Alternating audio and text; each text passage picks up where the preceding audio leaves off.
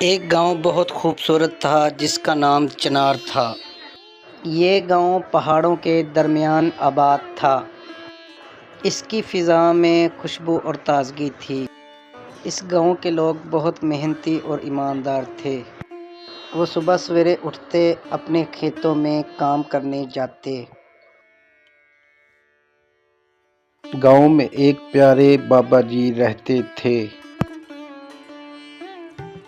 وہ اپنی دانائی سے لوگوں کو نصیحت کرتے اور چھوٹے بچوں کو کہانیاں سناتے۔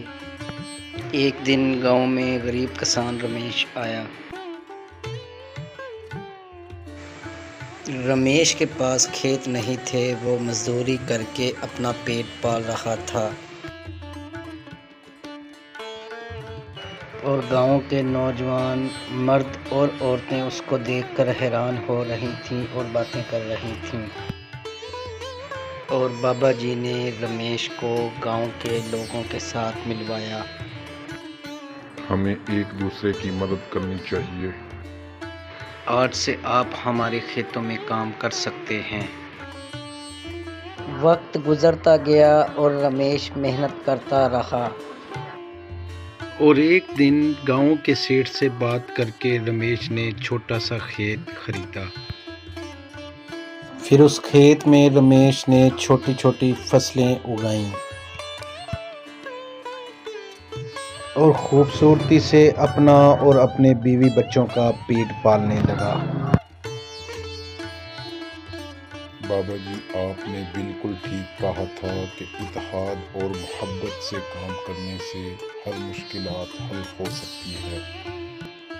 ایک دن گاؤں میں طوفانی بارش ہونے لگی اور فصلیں برباد ہونے لگیں۔ ہمیں گاؤں کے لوگوں کی مدد کرنا ہوگی۔ فصلیں برباد ہو چکی ہیں، نئے سرے سے فصلیں اگانی ہوں گی۔ اور گاؤں کے لوگوں نے آپس میں مشورہ کر کے دوبارہ فصلیں اگانے کا فیصلہ کیا۔ اور گاؤں کے لوگوں نے مل کر کھیتوں کی دیکھ بھال کرنا شروع کر دی۔ چند مہینوں بعد چنار گاؤں پھر سے ایک خوبصورت گاؤں بن گیا۔ بیٹا، مجھے بہت خوشی ہوئی کہ رمیش کے ساتھ مل کر آپ نے گاؤں کو ایک دفعہ پھر چمکا دیا۔ چنار گاؤں ہمارا ہی گاؤں ہے۔ یہ کہانی ہمیں یہ سبق سکھاتی ہے کہ اگر ہم ایک دوسرے کی مدد کریں تو ہر مشکلات آسان ہو جاتی ہیں۔ کسی اور کہانی دیکھنے کے لیے گوگا ٹی وی چینل کو سبسکرائب کرنا نہ بھولیں۔